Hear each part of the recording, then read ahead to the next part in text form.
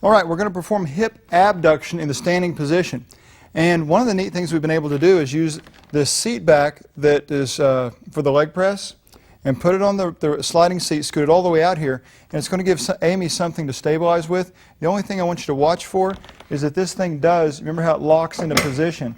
So she can push on it pretty easily, but if she pulls on it, it's going to move a little bit. And it's not going to come out, but it's just going to move about 3 inches there. So just realize that before you start really relying on it. Realize which direction you can use it.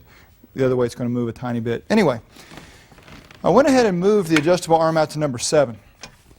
And this allows her to bring this leg up a little bit and keep some considerable resistance in terms of angle.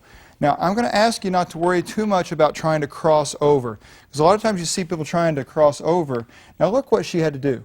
What she had to do to actually cross over was either turn her pelvis or drop her pelvis.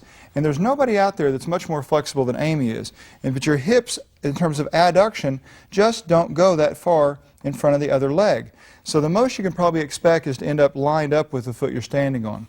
Speaking of the one you're standing on, you're going to want a very slight bend in it the whole time, just a little bit.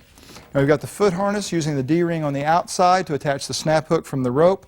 And so now she's going to reach out this way, control it into the eccentric so it's not pulling your pelvis into a big tilt sideways. You've only got at the most 40, 45 degrees out here, and some people less than that as a starting position out this way. So many variations. Watch, this is standard what she's doing right now, where she's just coming straight in and her foot is pointed straight forward.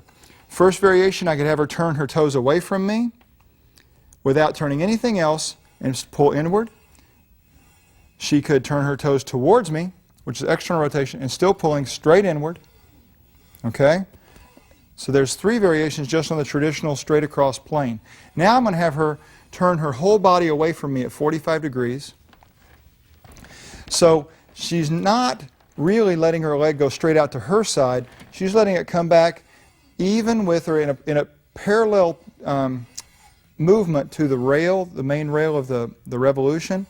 So she's not moving out, she's not moving backwards in extension, she's moving at a 45-degree angle.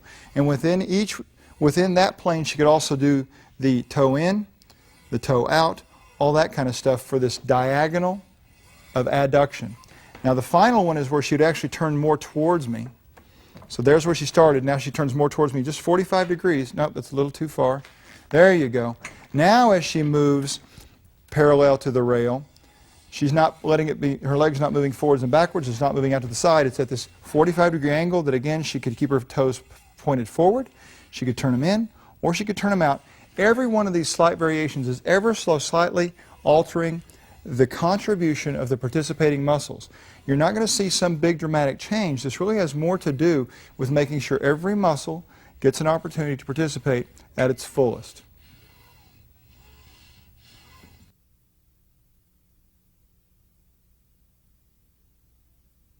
Seated hip adduction requires that the bench is flat.